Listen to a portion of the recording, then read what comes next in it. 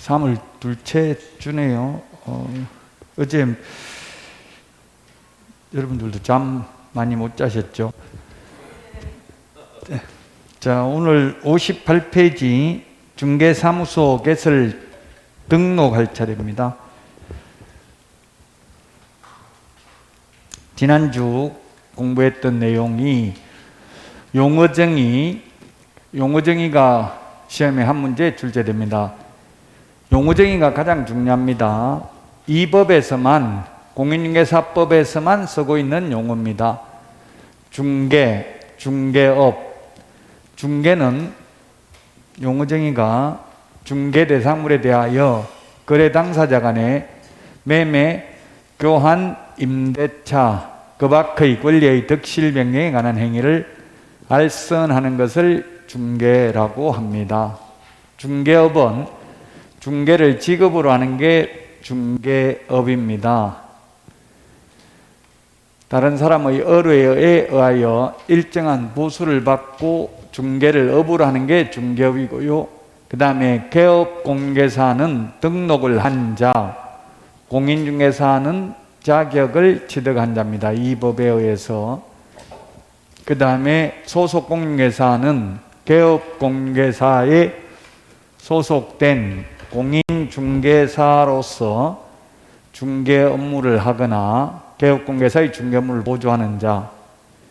그 다음에 중개보조원은 공인중개사가 아닌 자로서 개업공개사에 소속되어 현장 안내 및 일반 서무 등 단순한 업무를 보조하는 자를 말합니다. 용어정의는 꼭 기억해야 됩니다.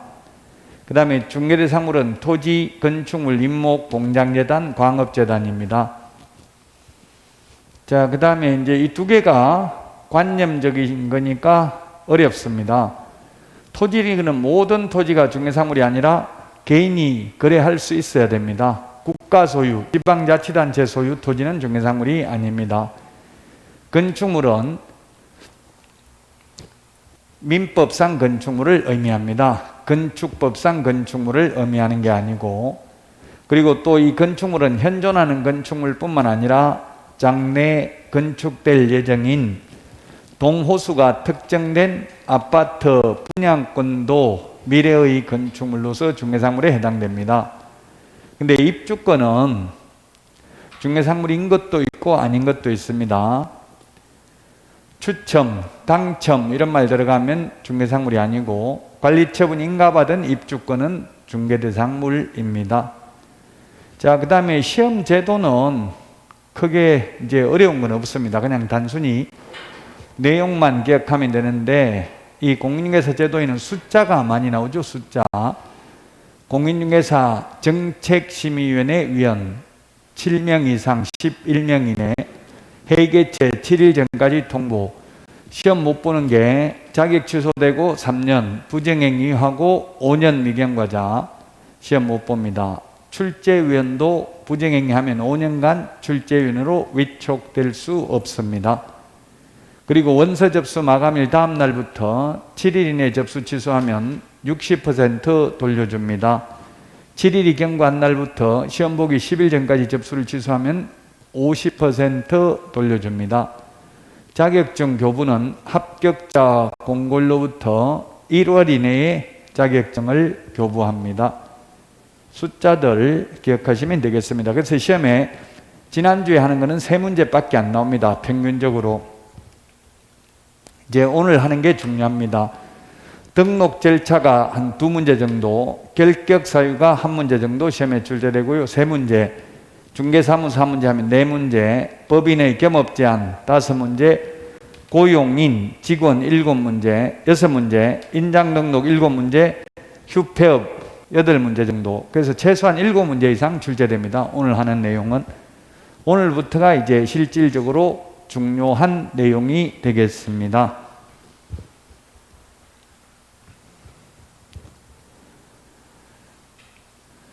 자, 그러면 그 58페이지, 우리 교과서 58페이지가 되겠는데요. 58페이지 맨 위에 학습 포인트에 보니까 2문제 정도 출제된다 이렇게 되어 있습니다. 맨 위에 학습 포인트에 보면 2문제 또는 3문제 정도 출제됩니다. 58페이지 등록의 의는 시험에 안 나옵니다. 등록이라는 것은 등이 오를 등자입니다. 기록을 올리는 게 등록입니다. 우리 대선 후보 등록했다 이런 말도 하고요. 그 등록이라는 것은 등록대장에다가 기록을 올리는 게 등록입니다. 장부에 적는 게 등록이라고요. 행정청에 비치되어 있는 공적인 장부에 기록하는 것을 등록이라고 합니다. 자, 그러면 우리는 옛날에 신고제였다가 허가제로 바뀌었다가 그 다음에 등록제를 채택하고 있는데요. 역사 공부를 해도 과거 고조선 시대가 중요한 게 아니라 근현대사가 중요합니다. 현대사가. 마찬가지로 옛날 신고제 중요한 게 아니고 지금 등록제를 채택하고 있다는 게 중요합니다. 허가제는 1983년 12월 30일 부동산 중개법이 제정되고 나서 허가제를 실시하다가 1999년 7월 1일 김대중 정부 때부터 등록제를 시행했습니다. 그럼 옛날에 소개영업법에서 1961년도부터 신고제를 채택했는데 허가와 등록의 가장 큰 차이점이 뭐냐면 1999년도 제가 10회 때 4월 25일 날 저는 자격증을 땄는데 그때 제가 허가 신청을 해봤습니다. 허가 신청을 하니까 허가가 안 나오더라고요. 그래서 언제 허가 나옵니까 하고 허가관청에 시군구에 전화해서 물어보니까 모르겠다 이렇게 하더라고요. 그 모르는 게 말이 되냐 이러니까 한 명 폐업하면 허가해 준다더라고. 허가 총량제를 실시해서. 즉 옛날에는 허가를 내줄 수도 있고 허가 안 내줄 수도 있었습니다.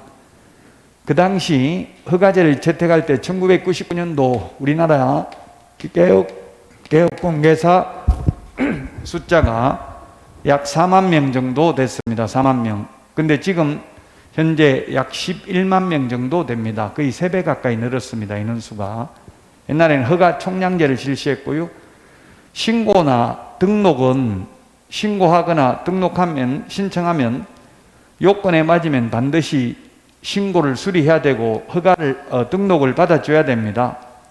근데 허가를 내줄 수도 있고 안 내줄 수 있는 점이 차이점입니다. 그러면 옛날 신고제와 지금 등록제의 차이점이 뭐냐 하면 옛날 신고제는 자격 요건이 필요 없는데 등록제는 일단 자격증을 따야 됩니다. 차이점을 따야 되고 결격 사유가 까다롭게 규정되어 있습니다. 결격 사유에 해당되면 등록 못합니다. 개업 못합니다.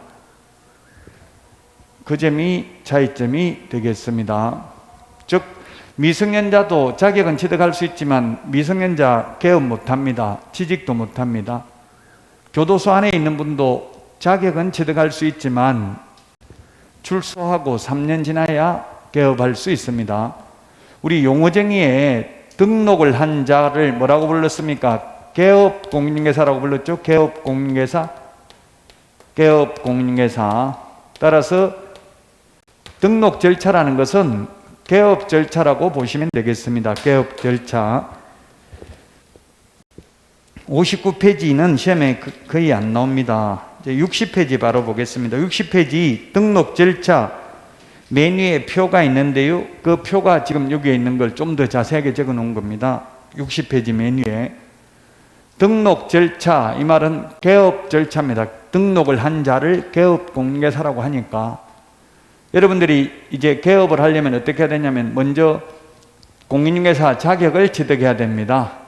그리고 자격 취득하고 나서 중개사무소를 확보해야 되고요. 실무교육을 받아야 됩니다. 그렇게 한 후에 등록 신청을 합니다. 어디다가? 등록관청에다가.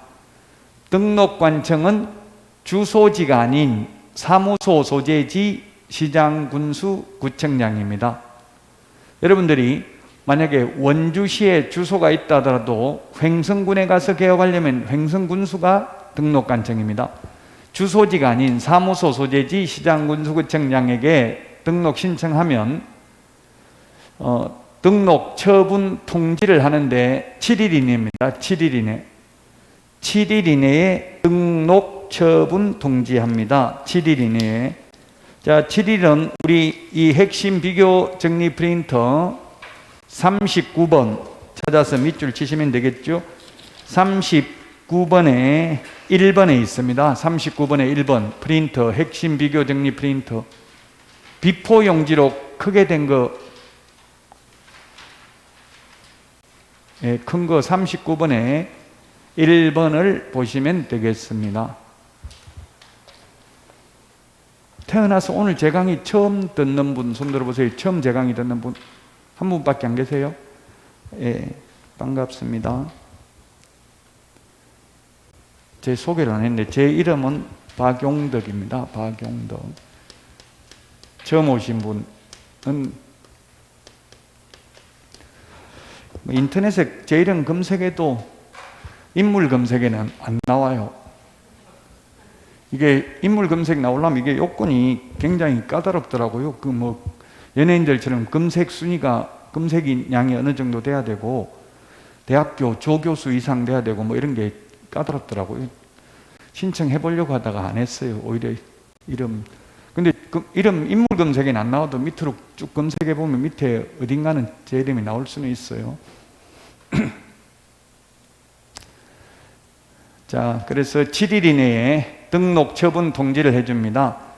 그럼 등록 통지를 받으면 곧바로 업무할 수 있는 게 아니라 등록증을 받아야 됩니다. 등록증을 받아서 사무소 벽에다가 걸어놓고 중개업을 해야 됩니다. 업무를 개시해야 됩니다.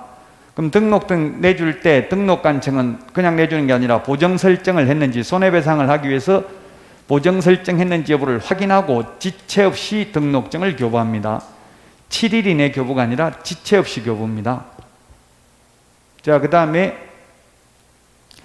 무조건 등록 통지를 해주는 게 아니라 등록 기준을 심사해가지고 등록 기준에 맞고 결격 사유에 해당되지 않는 경우에 7일 이내 등록 통지를 해줍니다. 7일 이내가 걸리는 이유가 뭐냐면 등록 기준을 심사하고 결격 사유에 해당하는 여부를 확인하는 데 걸리는 시간입니다. 자, 그 다음에 인장 등록이라는 게 있는데 인장, 도장, 계약서 확인설명서에 찍을 도장을 미리 이 도장을 계약서에 찍겠습니다 하고 인장 등록을 미리 해야 됩니다. 계약서 쓸 때마다 이 도장 찍었다 저 도장 찍었다 하면 안 된다는 이야기입니다. 정해진 도장을, 옛날에는 이걸 인감 도장을 찍어야 했습니다. 옛날에는. 근데 지금 꼭 인감 도장일 필요는 없습니다. 정해진 도장을, 이 도장을 앞으로 쓰겠습니다 하고 도장 찍어서 제출을 등록 신청하면서 해도 되고 업무 개시 전에 인장 등록하면 된다라고 되어 있는데 사실상은 등록증 교부 전에 해야 됩니다. 왜냐하면 이 중개사무소 등록증에 등록된 도장을 찍어야 되기 때문에 그렇습니다.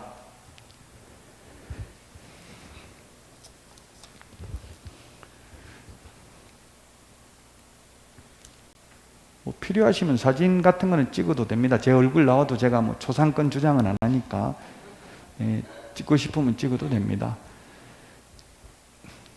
자, 그러면 등록 기준인데요. 60페이지 자연인 개인 등록 기준은 아까 두 가지였어요. 자격증 따가지고 실무교육 받고 사무소 확보 두 가지니까 시험에 안 나옵니다. 거의 나온 적이 없고요. 62페이지 이제 법인의 등록 기준이 중요합니다. 62페이지 별표하시고요. 이 등록 기준이 있는데 이게 왼쪽이 공인중개사 개인 등록 기준은 두 가지입니다. 두 가지. 실무교육 받고 사무소 확보하는 거 두 가지니까 시험에 오지선당 내기가 어렵잖아요. 시행령 13조에 있는데 그래서 시험에는 법인의 등록 기준 5가지니까 오지선당 내기가 좋아서 이게 시험에 거의 나올 확률이 95% 이상이고요. 이 핵심 비교 정리 프린터 요게는 3번에 있습니다. 3번에 있고요. 자, 특수법인은 제외한다. 이게 뭐냐면 특수법인이 다른 법률의 규정에 의해서 중개업을 영위할 수 있는 법인을 이른바 특수법인이라고 합니다. 지역농협, 산업단지관리기관, 지역산림조합, 한국자산관리공사 같은 것을 특수법인이라고 하는데 다른 법률의 규정에 의해서 중개업을 할 수 있는 특수법인은 우리 프린터 3번 메뉴에도 특수법인은 제외다. 제외한다는 말은 특수법인은 자격증 있는 사람 한 명도 없어도 상관없다는 이야기입니다. 자격증 안 따고도 중개업할 수 있다는 뜻이에요. 등록 기준을 적용하지 않는다는 말은 특수법인은. 근데 현실적으로 특수법인은 중개업을 하지 않죠. 그래서 특수법인에 대해서는 시험에 거의 안 나오는데, 다만 나온다면 우리 프린터 3번 메뉴에 있는 것처럼 등록 기준을 적용하지 않고 분사무소 책임자가 공인중개사일 필요가 없다, 이게 출제될 수 있습니다. 사실은 이것도 출제하는 게 제가 볼 때는 별로 바람직하진 않아요. 왜냐하면 현실적으로 우리나라에 법인이 거의 없거든요. 1%도 안 됩니다. 지금 법인이 1000개도 안 된다고 알려져 있어요. 11만 개 중에서 뭐 500개 정도 법인 있다고 하는데, 우리나라에서 법인이라고 하면 회사죠. 회사. 법적으로 사람. 우리나라에서 회사 차리는 게 두 가지 유형이 있어요. 하나는 폼 잡으려고 무슨 회사 대표이사, 사장 또는 회장 이러면 공신력이 사기치기 쉽다는 얘기, 한마디로 말하면 기획부동산 이런 거 사기치려고 하는 사람이 있고요. 사기친다는 말, 이런 말을 하기는 좀 그런데 어쨌든 그런 형태의 유형이 있고요. 또 하나는 영업을 잘해가지고 개인보다는 법인, 회사를 만드는 게 비용을 줄일 수 있어요. 소득세 적게 내려고 비용을 줄일 수 있다고. 법인이 되면 아무래도 비용 처리하기가 쉽잖아요. 그러면 뭐 가족들 전부 다 이사로 해가지고 차량 유지비도 지급하고 월급도 주고 이런 사람도 있더라고요. 보니까 실제 근무 안 해도 그 일일이 검사하기 쉽지 않죠. 실제로 혼자 하면서도, 직원 1명하고 한 2명 하면서도 뭐 가족회사 만들어가지고 페이퍼 컴퍼니 만들어가지고 비용 줄이려고, 소득세 줄이려고 하는 형태, 이런 두 가지 형태입니다. 대부분이.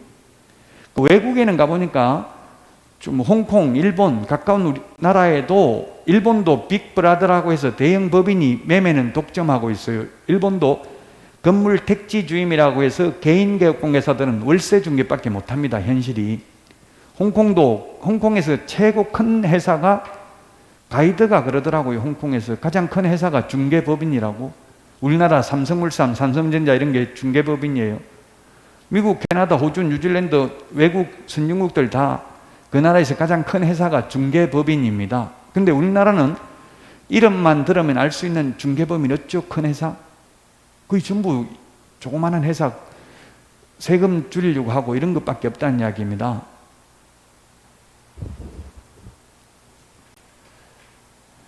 자, 어쨌든 법인은 상법상 회사, 상법상 회사 종류 암기할 필요 없습니다. 5개가 있는데, 우리 교과서 62페이지에 보면은 상법상 회사, 주식회사, 유한회사, 유한책임회사, 합자회사, 한명회사 5개 있는데요. 종류를 암기할 필요도 없고 어떤 회사인지 굳이 잘 몰라도 됩니다. 다만 시험에는 어떻게 나왔냐면 주식회사로서 자본금 5천만 원 이상이어야 한다, 이렇게 X로 출제됐어요. 상법상 회사이면 되지 꼭 주식회사이어야 할 필요는 없다는 이야기입니다. 주식회사라도 상관없죠.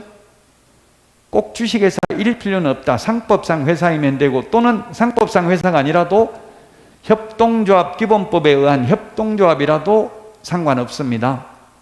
단 사회적 협동조합은 제외합니다. 왜냐하면 사회적 협동조합은 영리법인이 될 수 없습니다. 그래서 사회적 협동조합은 영리법인, 중개법인이 될 수 없습니다. 시험에 사회적 협동조합 포함한다, X로 출제했습니다. 사회적 협동조합은 제외합니다. 자본금은 5천만 원 이상이어야 합니다. 자본금은 5천만 원 이상이어야 되고요. 보정설정금액은 2억 원 이상이죠. 보정설정금액은 2억 원 이상.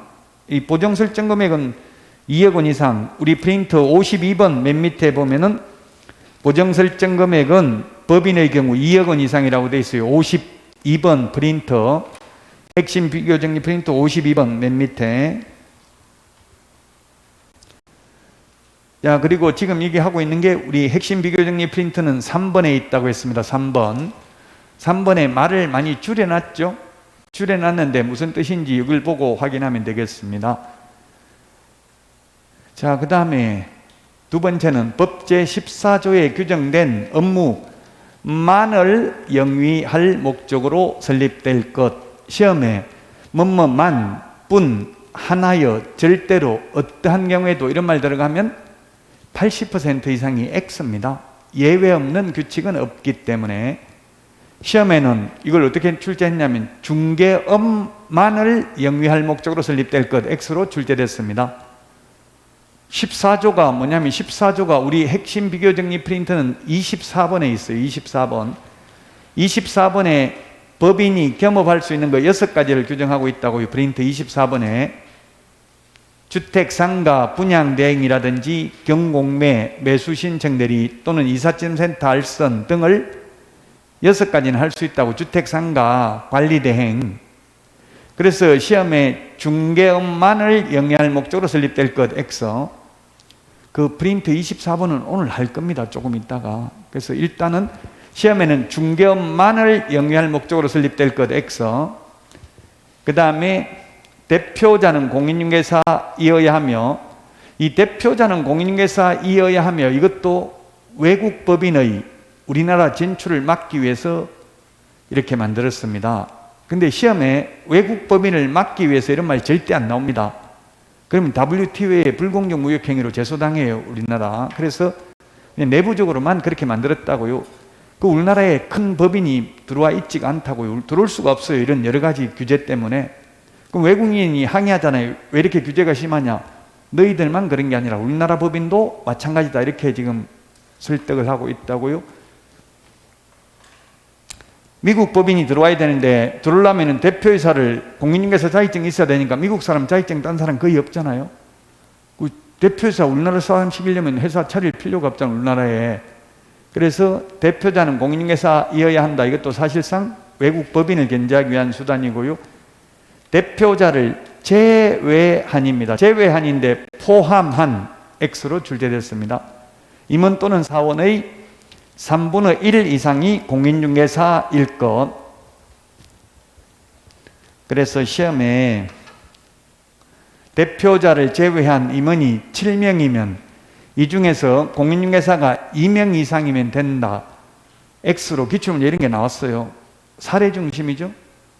6명의 3분의 1이면 7명의 3분의 1이면 계산기 없어도 6명의 3분의 1이 2명이잖아요. 그럼 7명의 3분의 1이면 한 2.333명 이 정도 되겠죠. 2명은 넘잖아요. 어쨌든 그 사람을 2.3으로 쪼갤 수는 없으니까 3명 이상은 돼야 되겠죠. 사람을 0.5로 쪼갤 수는 없잖아요. 목을 자르고 다리를 자를 수는 없잖아요. 사람은. 그러니까 3명 이상이 된다. 기출문제 이렇게 나왔어요. 7명이면 2명 이상이 공인중개사이면 된다. X. 3명 이상이어야 된다. 제외입니다. 제외. 3분의 1은 우리 프린트 56번에 맨 밑에 보면 2분의 1, 3분의 1, 5분의 1, 10분의 1 분수를 다 정리해 놨습니다. 56번 맨 밑에. 거기 3분의 1에 동그라미 1번에 있죠? 형광펜으로 색칠 좀 해 놓으세요. 아마 처음 수업 들으시면 힘들 수 있어요. 근데 참고 있기만 하면 돼요. 참으면 돼요. 자, 그 다음에 임원 또는 사원, 전원 및 분사무소 책임자가 실무교육을 받아야 된다. 그래서 이때 사원이라는 말은 주식회사는 임원이고요. 사원은 한 명 합자 회사의 무한 책임 사원을 말하는 것입니다. 따라서 우리 공인중개사법상 사원이라는 말은 임원하고 같은 지위에 있는 사람이지 임원 밑에 근무하는 주식회사 평사원을 의미하는 게 아닙니다. 전원입니다. 이 말은 시험에 자격증 있는 임원에 한하여 실무교육을 받아야 된다. X입니다. 모든 임원 다 받아야 됩니다. 자격증 없어도. 책임자도 받아야 되고요. 그 다음에 건축물 대장에 기재되어 있는 건물에 중개사무소를 확보해야 되는데 사용권을 확보하면 됩니다. 소유권을 확보해야 되는 게 아니고요. 만약 소유권을 확보해야 된다라고 하면 건물주만 개업할 수 있는 거잖아요.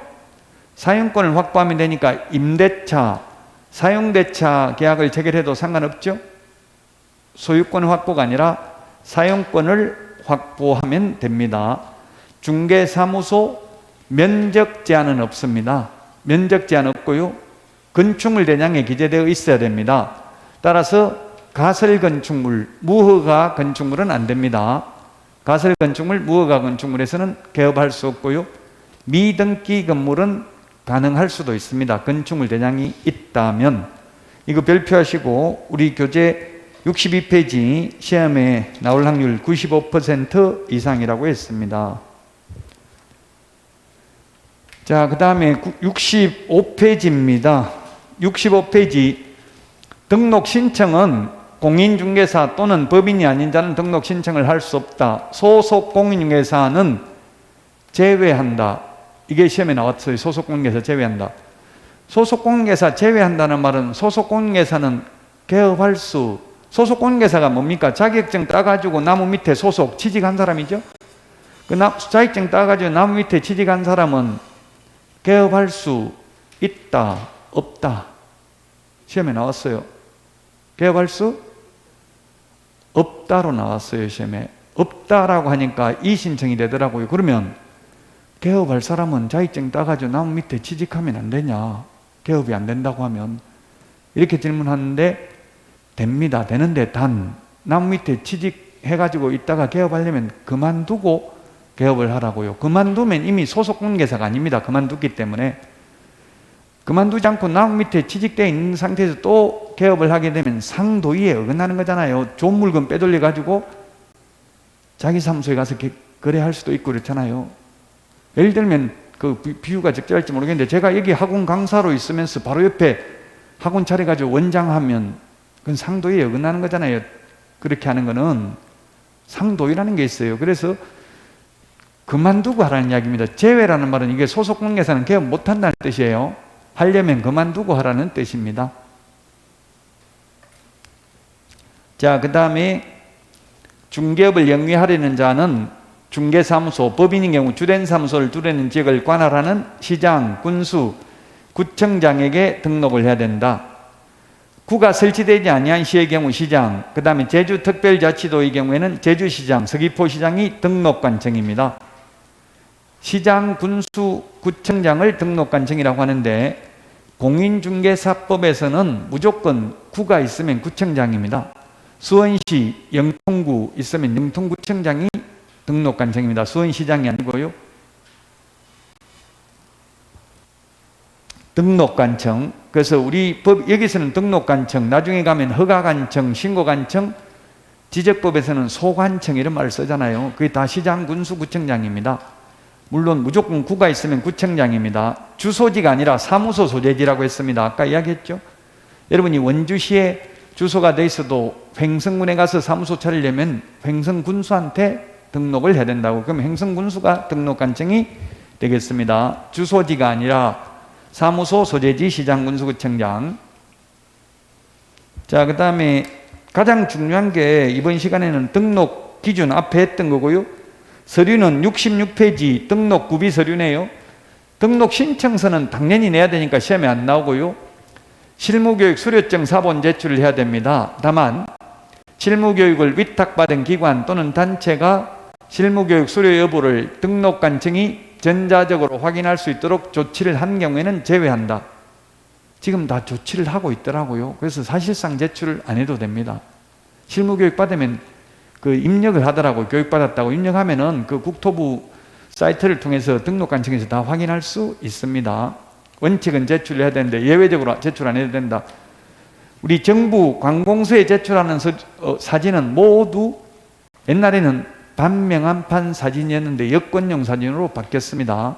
시험에 여권용 사진 제출 안 해도 된다. X로 출제된 적이 있습니다. 제출해야 됩니다. 여권용 사진은 3.5 곱하기 4.5cm죠. 옛날에는 반명한판 사진이었습니다.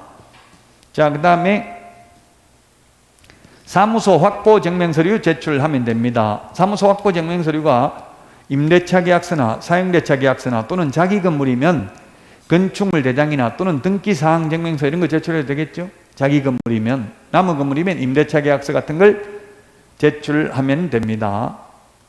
건축물 대장에 기재되어 있어야 되나 사용검사 등을 받은 건축물로서 건축물 대장에 기재되기 전에 건물도 가능합니다.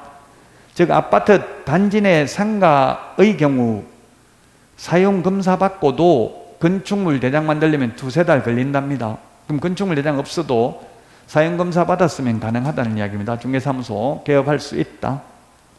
자, 그 다음에 외국인이나 외국법인인 경우에는 결격 사유에 해당되지 않냐을 입증하는 서면을 제출해야 되는데, 그게 뭐냐면 그 국가에 주재하는 대한민국 영상안이 확인하는 공정서류나 증명서류 또는 아포스티유 확인서 둘 중에 하나를 제출하면 됩니다. 그 다음에 상법 614조 규정에 의해서 영업소 등기를 증명하는 서류, 요거는 외국 법인인 경우에만 제출하면 됩니다. 등록 신청하면 7일 이내에 등록 처분 통지를 합니다. 요 서류보다는 등록 기준 앞에 했던 게 더 중요합니다. 이 서류는 우리 핵심 비교정리 프린터는 2번에 있습니다. 2번. 핵심 비교정리 프린터는 2번에 있고요.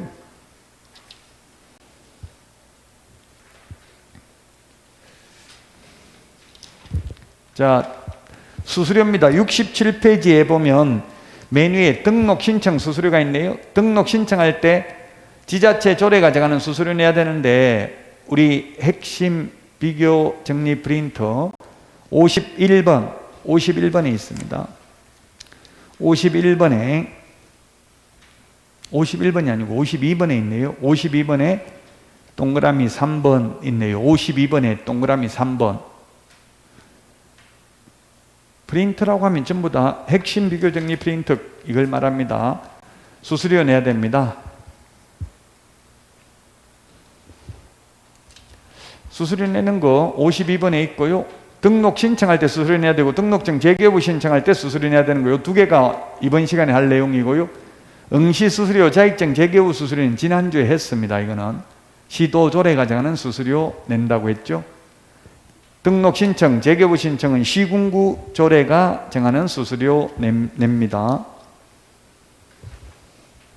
프린터 52번에 있고요. 자, 그 다음에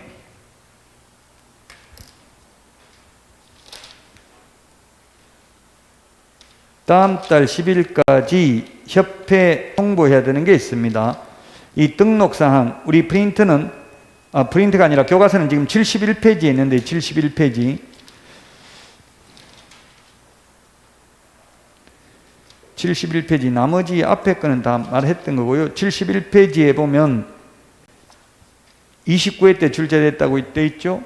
다음 달 10일까지 통보해야 되는 게, 우리 프린터는 25번에 있습니다. 25번 등록사항. 등록사항은 통보하는데, 프린터 25번에 동그라미 1번에 보면 등록증 재교부는 통보하지 않습니다. 재교부는 등록사항 통보해야 됩니다. 휴폐업 신고사항, 분사무소 설치 신고사항, 행정처분, 사무소 이전 신고, 고용인, 고용관계 종료 신고사항 다음 달 10일까지 통보해야 됩니다. 프린터 25번에 있습니다. 우리 책에 71페이지 양가로 4번 옆에 출제됐다 이렇게 표시되어 있는 거, 이런 부분이 중요한 거죠. 표시되어 있는 부분이 중요합니다. 자, 다음은 72페이지 등록 신청서가 있고요. 73페이지 등록증이 있는데, 이게 서식에 대해서 시험에 한 문제씩 나와요. 굉장히 어렵죠. 서식을 내면 꼼꼼하게 봐야 할 수 있잖아요. 자, 이 등록 신청서하고 그 72페이지, 73페이지 차이점을 묻는 건데, 등록 신청서에 기재되는 종별은 두 개입니다. 법인은 회사, 공인중개사 두 개밖에 없습니다. 등록 신청서에는 두 개밖에 없습니다. 즉 부칙개공이 없습니다. 근데 73페이지에 보니까 법 7638호 부칙 제6조 2항의 규정에 의해서 등록을 한 것으로 보는 자가 있죠. 이분들이 뭐냐면 1983년도 법을 만들면서 부동산, 그 당시는 중개업법이었습니다. 부동산 중개업법을 만들면서 이제 앞으로 개업을 할 사람은, 중개업을 할 사람은 자격증 따야만 가능하다. 앞으로 중개업을 할 사람은 자격증을 따야 가능하다. 이렇게 하니까 기존에 하고 있는, 그 당시는 중개업자라고 불렀습니다. 지금은 개업공개사. 그때 중개업자들은 찬성했겠어요? 반대했겠어요? 이런 법을 만든다고 하니까 찬성했습니다. 왜? 앞으로 개업할 사람만 자격증을 따야 된다고요. 지금 하고 있는 사람은 그대로 해도 되고, 자기들 기득권을 보호해 주니까 찬성한다고요. 만약에 지금 하고 있는 사람도 새로 자격증 따야만 가능하고 자격증 못 따면 다 폐업해야 된다 하면 반발하겠죠?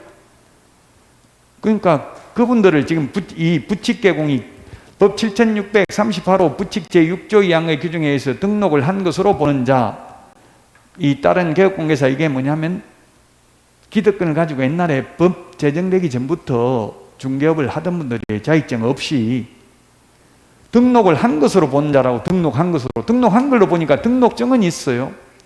근데 새로 이 부칙개공이 폐업을 하거나 사망하면 다시는 절대로 부칙개공이 될 수 없죠. 자격증을 따도 부칙개공은 될 수 없어요. 기득권만을 인정해 준 거지. 자격증 따면 공인중개사 될 수 있고, 자격증 따가지고 개업하면 공인중개사인 개업공인중개사는 될 수 있지만 부칙개공은 될 수 없다고요. 등록을 한 것으로 보기 때문에 등록증은 있는데 등록 신청은 안 된다고, 신규 등록 신청은.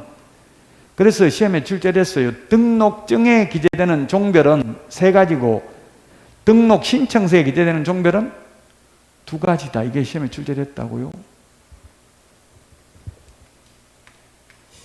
자, 그 다음에 74페이지 그 출제됐다고 되어 있네요.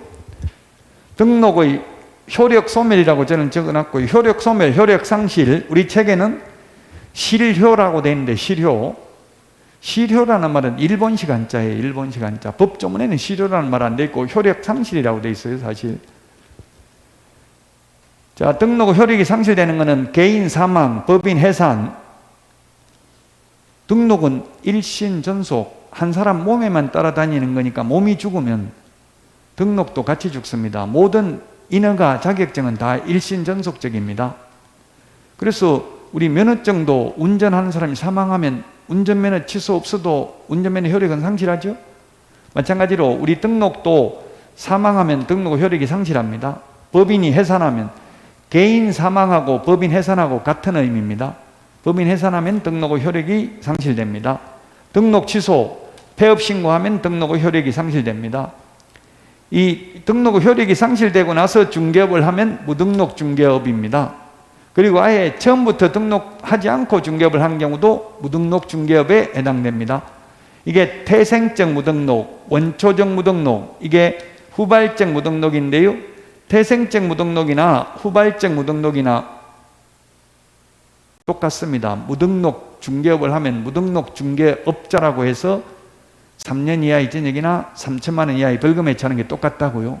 자격증을 아예 따지도 않고 한 사람이나 자격증을 땄다가 등록 효력 상실되고 나서 중개업을 한 자나 3년 이하의 징역이나 3천만 원 이하의 벌금에 처하는 게 똑같다는 이야기입니다.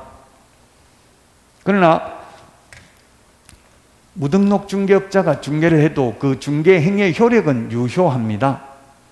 무등록 중개업자가 소개를 해도 매매 계약은 유효하다고요. 다만 무등록 중개업자의 보수 청구권은 인정되지 않습니다. 중개보수는 못 받습니다. 무등록 중개업자는. 무등록 중개업자가 아니라 우연한 기회에 한두 번 중개를 하고 보수를 받기로 했다면 사회통념상 과다하지 않는 보수 받아도 되죠. 업자가 아니고 업으로 하는 게 아니라면. 그런데 업자는 못 받습니다. 그리고 절대적 등록 취소 사유에 해당되어도 등록 취소 처분이 있기 전까지는 무등록 중개업자 아닙니다. 자, 그 다음에 결격 사유에 해당됐다고 바로 무등록 중개업자가 되는 건 아닙니다. 파산 선고 받고 나서 중개업을 해도 무등록 중개업자는 아닙니다. 다만 파산 선고 받으면 등록을 취소해야 되죠. 취소하기 전에 중개업을 했다면 무등록 중개업자 아닙니다. 그 다음에 개인 사망, 법인 해산의 경우는 등록 취소 처분이 없어도 사망하는 순간 등록의 효력이 상실됩니다. 근데 개인 사망하고 없는데 상속인이 대신해서 중개업을 하면 무등록 중개업자로 처벌받습니다.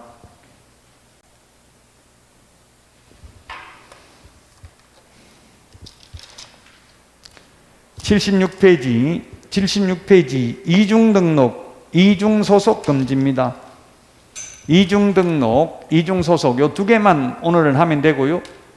이 내용은 어디 있냐면 우리 프린터는 53번 표 밑에 보면 5개 있습니다. 이중 등록이라는 건 등록을 2번 하는 건데요. 절대적 취소 사유에 해당되며 1년 이하의 징역이나 1,000만 원 이하의 벌금에 해당되고요. 그 다음에 이중 소속 양다리 걸치는 거잖아요. 이중 소속 두 군데 사무소에 동시에 근무하면 상도위에 어긋나죠. 또는 자기가 개업해놓고 또 남 밑에 취직하는 거, 이것도 이중 소속입니다. 이중 소속하면 개업공개사는 절대적 취소 1년 이하의 징역이나 1,000만 원 이하의 벌금이고요. 소속 공인회사가 이중 소속하면 자격정지 사유에 해당되며 또한 1년 이하의 징역이나 1,000만 원 이하의 벌금에 해당된다. 현실적으로는 이중 등록은 될 수가 없습니다. 이중 등록을 무조건 해주는 게 아니라 7일 이내에 심사하고 이미 등록되어 있다고 하면 등록을 안 해주겠죠? 자, 그러면 만약에 3월 15일 날 원주에 등록을 하고 3월 16일 날 횡성군에 이중 등록을 신청하면 횡성군수는 이중 등록을 해 줄까요? 아니면 돌려줄까요?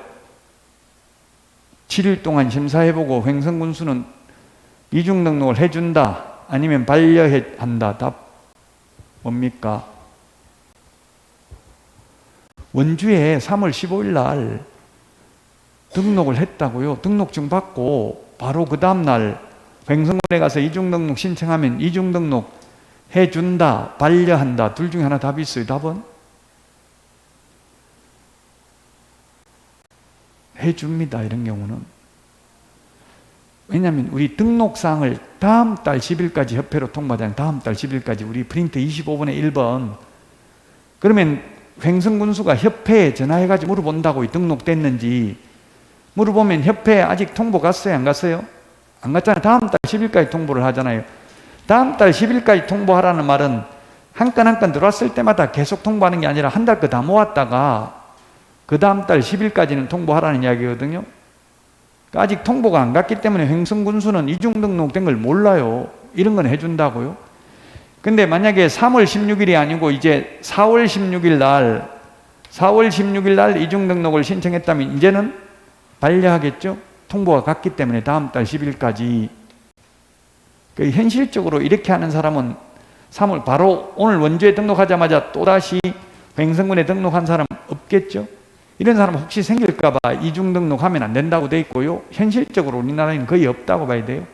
이중 등록을 하면 둘 다 등록 취소됩니다. 하나만 등록 취소되는 게 아니고.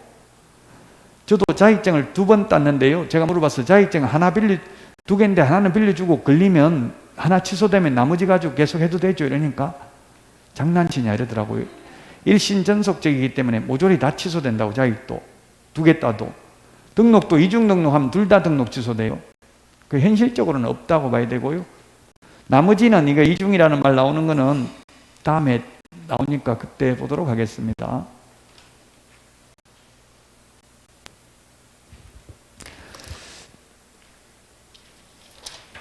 자, 거기 교과서 77페이지 등록증 대여 등의 금지입니다. 대여 등의 금지. 양도 대여 금지인데요. 지난주에 했습니다. 등록증이든 자격증이든 모두 양도 대여한 자, 양도 대여한 자, 양수 대여받은 자.